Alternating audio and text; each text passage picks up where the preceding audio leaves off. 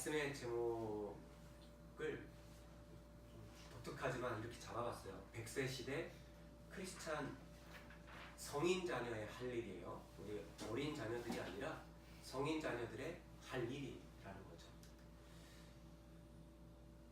10계명, 이게 오리지널은 아니고 이렇게 그냥 만든 이미지죠. 사진을 만든 건데, 두 돌판에 하나님께서 모세에게 약속의 계명들을 전해주십니다. 다 10개 중에 8개는 하지 말라라는 계명이 있고요. 하나는 안식일을 기억해서 잘 지키라. 또 하나가 부모를 공경하라 라는 거죠. 그래서 1에서 4계명까지는 여기 왼쪽이고 오른쪽이 5계명인데 이렇게 있어요. 그래서 히브리어라 여러분들이 잘 모르실 것 같아서 잘 해놨습니다. 저는 어렸을 때 10계명을 교회에서 늘 외우라고 해서 외웠었는데 여러분들 외우셨어요? 그럼 교회 학교에서 이 외우는 대회 이런 거 안 하나요? 했는데 까먹었어요. 외우는 것보다 마음에 담는 게 중요한 거라고 생각이 들어요. 특별히 5번째 내 부모를 공경하라. 1에서 4계명은요 하나님에 대한 사랑을 이야기합니다. 그래서 하나님을 잘 섬기고 또 안식일을 기억해서 거룩히 지키고 또 하나님의 이름을 망령되이 일컫지 말라. 여기서 3계명에서 망령되이 하나님의 이름을 망령되이 일컫는 거는요 하나님의 하자도 꺼내면 안 돼요. 지금 제가 다 신성 모독을 저지르고 있는 거예요. 유대법에 의하면 하나님의 하자도 꺼내면 안 돼요. 그래서 이 야훼라는 히브리어가 나올 때에 이스라엘 사람들은 아도나이라고 읽죠. 바꿔서 이름을 다르게 부르는 거예요. 이름을 언급하면 안 되니까. 하나님의 거룩함을 모독하면 안 돼요. 예수님이 십자가에 못 박혀 돌아가셨는데요. 그 십자가에 못 박혀 돌아가셨을 때 죄목 중에 하나가 신성 모독이에요. 하나님의 이름을 망령되이 불렀다라는 거죠. 어떻게? 아빠라고 불렀잖아요. 내 아버지라니까. 네가 어디 감히 하나님을 아버지라고 부르냐고 막. 그래서 예수님은 신성 모독으로 잡아 쳐놨죠. 그리고 십자가에 못 박았죠. 또 다른 제목 하나는 뭐죠? 이 성전을 헐어라. 내가 성전을 3일 만에 짓겠다. 그래서 아니 이게 수십 년 동안 지은 성전인데 네가 뭐라고 3일 만에 이 성전을 짓냐고 이 서기관과 바리새인들이 예수님을 그 두 가지 제목으로 잡아서 유대법에 의해서 예수님을 십자가에 처형을 하죠. 5계명서부터 10계명까지는 중요합니다. 보통 이웃사랑이라고 많이 설명을 하죠. 저도 그래왔는데 하나님 사랑, 이웃사랑 이렇게 쉽게 설명을 많이 저도 해왔었습니다. 그러나 앞으로 우리가 이렇게 고백했으면 좋겠어요. 5에서 10계명은 하나님에 대한 1에서 4계명에 대한 사랑 그대로 사람을 사랑하는 거예요. 하나님을 사랑하는 것 그대로 사람을 사랑하는 개념. 그 첫 번째 단추가 부모 사랑이에요. 하나님을 사랑하는 그 마음대로 부모를 사랑하다. 그래서 예수님은 눈에 보이는 부모도 사랑하지 않으면서 어떻게 보이지 않는 하나님을 사랑할 수 있겠냐라고 이야기하시죠. 근데 중요한 것이에요. 이 카바드라는 히브리어를 보면은 여기 나오죠. 카바드. 이 카베드 이제 쭉 나와요. 읽을 수 있는데 안 읽어요 제가. 네. 이 카바드라는 단어가 공경하다, 존귀하게 하다, 애정을 보이다, 예배하다. 이 단어는 하나님께 쓰이는 단어예요. 그러니까 신성 문자죠. 이 하나님께 쓰이는 단어나 거룩한 단어는 신성 문자라고 해요. 그러니까 거룩한 문자인데 이 단어를 누구에게 적용을 시켰냐면 오늘 어버이에게 적용시켜요. 잘 적용하지 않습니다. 이 카바드는 보통 예배 용어예요. 예배 용어. 예배하다, 존귀하게 표하다. 하나님께 쓰이는 단어인데 이거를 오늘 5계명에서 하나님께서 이렇게 쓰게 하신 거죠. 부모님을 하나님 섬기듯이 섬겨야 되는 거예요. 5계명.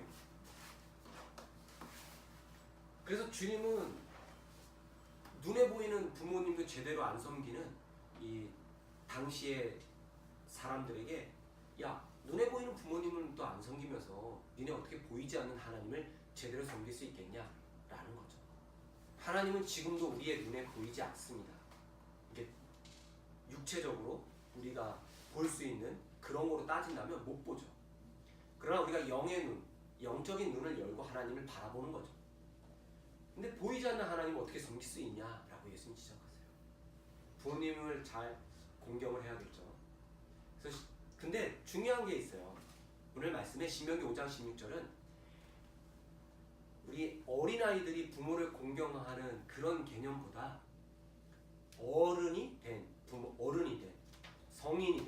성인이 된 자녀들이 아주 연로하신 부모님을 어떻게 공경하느냐예요. 물론 그렇다고 이렇게 우리 하이엘의 우리 꿈나무들 부모님한테 막 하라는 얘기 아니에요. 그렇게 하면 안 돼요. 잘해야겠죠. 그런데 더 잘해야 되는 게 뭐냐면 허리가 구부러지고 일을 할 수 없고 70 오늘날로 말하면 7, 80 넘어가신 어르신들, 내 부모님들이 내가 벌어서 드리는 용돈으로 살아야 되고 이러한 부모님이 내게 있다라면 그럴 때 그 부모님에게 더더욱 잘하라는 거예요. 사실 부모 공경은 세계 어느 민족과 여타 많은 타 종교에서도 부모님을 사랑하는 마음은 많이 담겨 있어요. 한국에 복음이 들어왔을 때 카톨릭이 천주교가 들어왔을 때 뭐부터 전해가지고 이게 잘 융화가 된 줄 아십니까? 유교 사회에 유교의 기본은 효예요.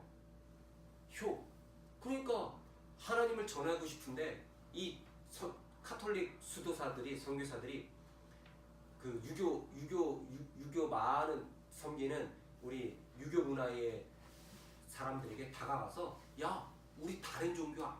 우리가 다르지만은 그렇게 다르지 않아. 우리도 너희들이 이야기하는 효가 있어. 그러면서 5계명을 소개하죠. 그러면서 자연스럽게 이게 토착화가 됩니다. 대한민국 이 조선 땅에 복음이 토착하게 되는 계기가 바로 그러한 거예요.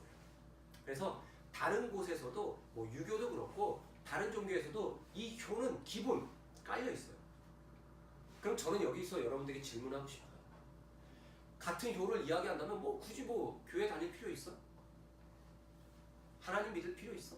라고 이야기할 수 있지만 같은 거기 때문에 무엇이 다른지를 우리가 명확하게 이야기해 줘야 돼요. 우리가 지난 시간에 오후 타임에 우리가 저기 영화를 봤잖아요. 신과 함께라는. 마찬가지예요. 지옥교리 우리보다 더 불교가 잘 나와 있어요. 교리적으로 자꾸 따지면 우리가 할 말이 없어요. 근데 그럼 어떻게 해야 돼요? 할 말이 있게 우리가 알아야겠죠. 우리의 하나님은 이런 하나님이야. 우리가 믿는 예수 그리스도는 이런 주님이야 라고 우리가 당차게 이야기해야겠죠. 그 첫 번째 중요한 과업은 이 5계명의 효입니다. 우리도 부모 공경이 있지만 너희하고 달라 라는 거죠. 과연 무엇이 다를까요?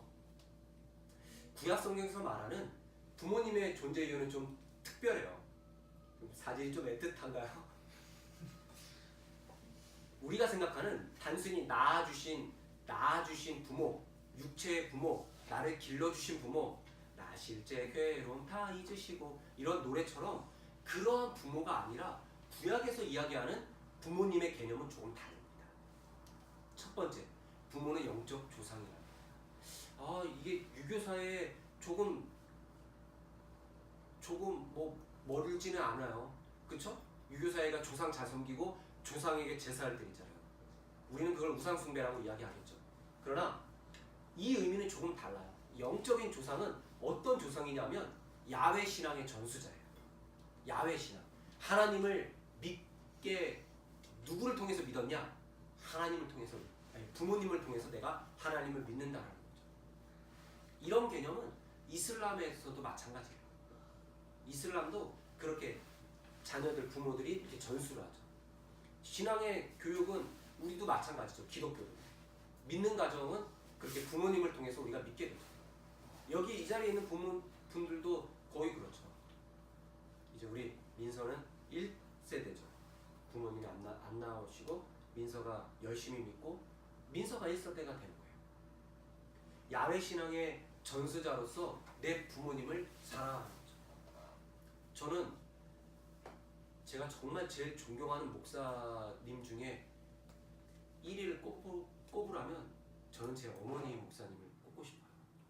저는 제 어머님을 통해서 나아지고 자라왔지만 저희 어머님 목사님을 통해서 제가 많은 신앙의 훈련을 받았고 많은 기본적인 신앙의 삶을 하나님을 의지하고 붙잡는 그 인생을 제가 배웠기 때문이에요. 그래서 참 좋아죠.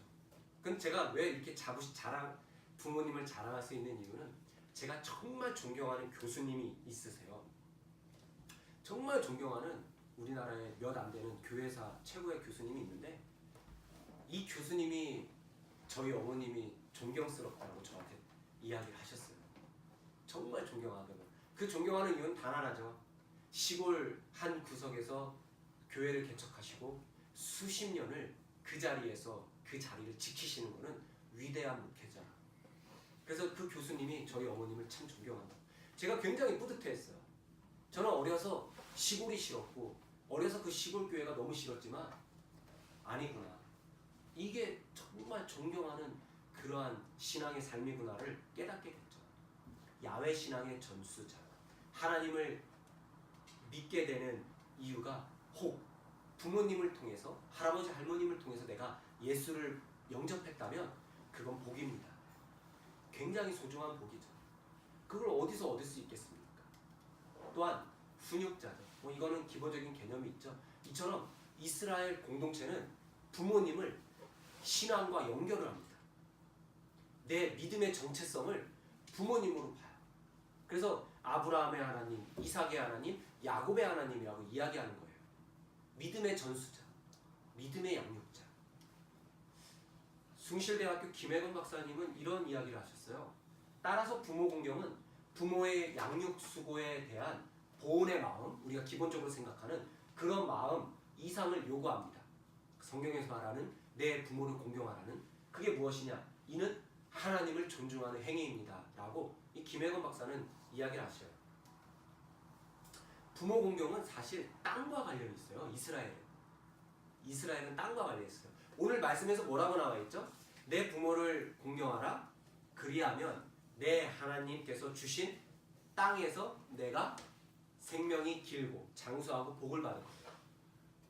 부모 공경은 곧 땅과 관련이 있어요. 이스라엘에게 있어서 땅은 중요합니다. 이스라엘에게 있어서 땅은 약속의 땅이고 이 땅에서 잘 사는 거는요. 하나님의 말씀에 순종하는 삶이에요. 이스라엘 민족들이 이 땅에서 하나님의 말씀에 순종하지 않았기 때문에 바벨론 또 722년의 주전 그때에는 아시리아라는 나라에 포로로 끌려갑니다. 하나님이 말씀하셨죠. 너희가 내 말씀을 잘 지키고 순종하지 않으면 너희들은 포로로 끌려갈 것이다. 그 결국 포로로 끌려가게 돼요. 그래서 이스라엘 민족들이 그 포로 생활하면서 생각하고 깨달은 건 단 한 가지예요. 약속의 땅에서 오래 살 수 있는 거는 하나님의 말씀을 잘 지키는 거구나 라는 거죠. 부모님을 잘 섬기는 거는 어떤 일이 있을까요? 대를 이어서 장수하는 거예요. 그렇잖아요. 부모님을 잘 공경 안 해요. 7, 80, 80 요즘은 70대도 어르신들 건강하세요. 저희 아버님도 80이 넘으셨지만 아직도 운전을 하세요. 좀 위태위태하죠. 야간 운전을 안 하세요. 근데 80이 돼도 운전을 한다는 거예요. 그러니까 80 이상 어르신들, 80 이상 90세 되는 어르신들 장수할 수 있는 건 뭘까요? 좋은 환경, 좋은 의료진, 또 좋은 먹거리 이거 다 누가 제공해줘요? 자녀들이 부모를 잘 공양하니까 오래 살 수 있는 거예요. 그럼 이걸 보고 배운 내 자녀의 자녀들은 또 어때요? 그대로 사는 거예요. 그대로 부모님을 공경하는 거예요. 이런 것들. 그래서 같아요. 성경에서 말하는 하나님의 말씀에 순종하고 약속의 땅에서 오래 사는 것과 부모님을 잘 섬기는 이 5계명은 같은 거예요. 하나님의 말씀이기 때문이죠. 패트릭 밀러라는 프린스턴의 박사는 오늘 말씀을 이렇게 또 해석을 해요.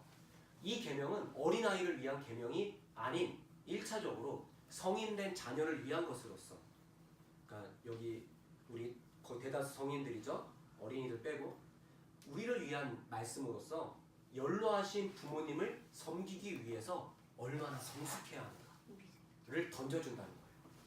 그래서 저는 고민해봤습니다. 우리가 성숙하기 위해서는 어떻게 해야 되는가? 우리가 과연 성숙하기 위해서는 어떻게 해야 되는가? 그 첫 번째는 가족은 서로, 이거는 우리 어린 친구들을 위해서야 서비스 해주는 거예요. 가족은 서로 돌봐주는 사랑의 공동체가 돼야 돼요. 가족은 서로 돌봐주는 사랑의 공동체. 사랑이 없이 가능할까요? 사랑이 없이 가능할까요? 저도 제 자녀들이 여기 있지만 사랑, 피로 맺은 이 사랑이 없이 얘네들이 하는 행동들을 내가 과연 계속 참아줄 수 있을까요? 평생? 어렵죠. 어렵죠. 어려워. 얘네는 쉽지가 않아요. 사랑이 있기 때문에 그런 거예요. 우리는 사랑의 공동체예요. 교회 공동체도 마찬가지죠. 그리스도를 아바 아버지를 고백하고 우리도 마찬가지로 사랑으로 맺어진 공동체예요. 그래서 사랑의 끈으로 우리를 묶으사라고 이렇게 고백을 해요. 성경은. 두 번째, 연로하신 부모님을 위해 헌신하는 공동체예요. 왜요? 부모님을 생각하면 부모님이 나에게 헌신했습니다.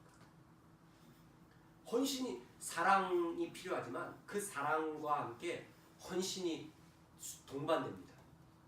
헌신이 없이 가정은 아름다워질 수 없어요. 부모님이 나를 위해서 허리가 구부러지시도록 헌신하셨다는 거죠. 생각해 보세요. 오늘 어버이 주일입니다. 여러분들의 부모님들이 과연 여러분들의 막 하셨습니까? 아니요. 정말 눈물로써, 사랑으로서, 물질로서, 시간으로서 모든 것을 다해서 헌신하셨다는 거죠. 그래서 영상을 하나 준비했어요. 영상 하나 함께 보고 소리 좀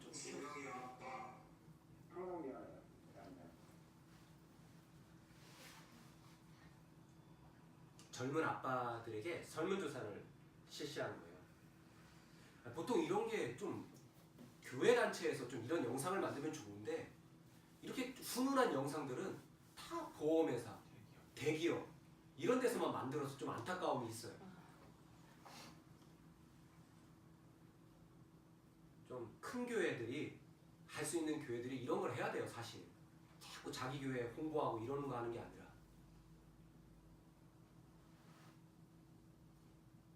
그래서 자녀들에게 하는 설문지를 막, 그러니까 얼굴에 미소가 막, 자식 생각하니까 미소가 막 담겨있죠. 젊은 아빠들이 이거를, 이 설문지 그대로 아이를 아버지로 다 바꾼 거예요. 그러니까 보시죠. 뭐 제가 계속 이야기하는 거.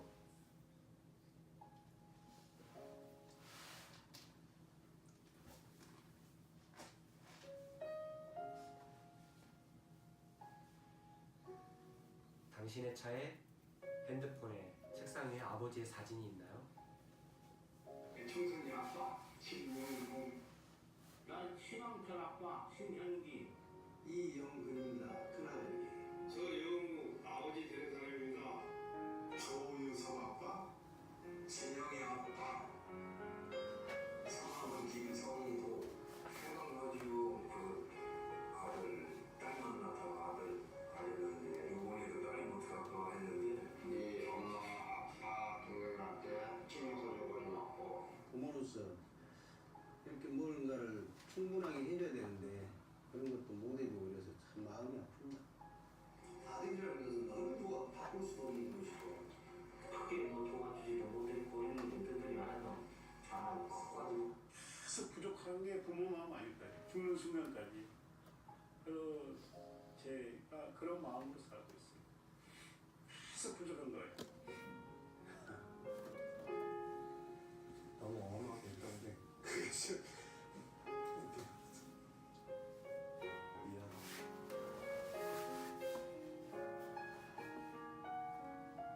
항상 미안하다 참 모든 것이 부족하고 못 가르치고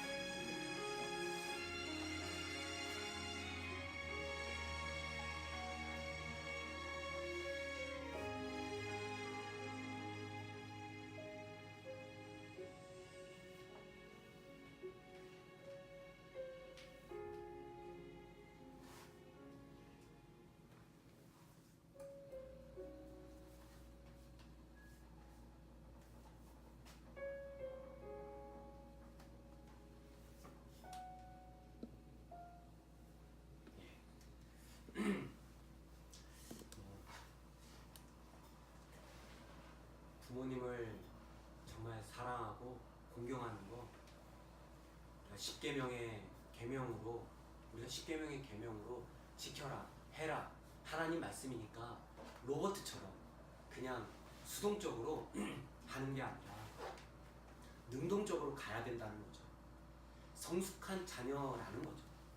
진짜 크리스찬은 성숙한 사람들 아닙니까?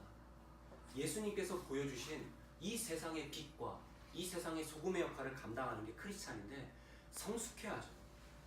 어떻게 성숙하지 않고서 빛과 소금의 역할을 감당할 수 있겠습니까? 가정으로는 내 부모님, 이제 다 성인들이 많은데 우리 공동체도 부모님 잘 섬겨야죠. 날 사랑해 주셨고, 우리 아까 영상에서도 부모 마음은 그래요. 저도 미안하더라고요. 저도 더 주고 싶어요. 그리고 저도 아깝지 않아요. 뭐 용돈을 줘도 아깝지 않아요. 자녀들에게 주는 거.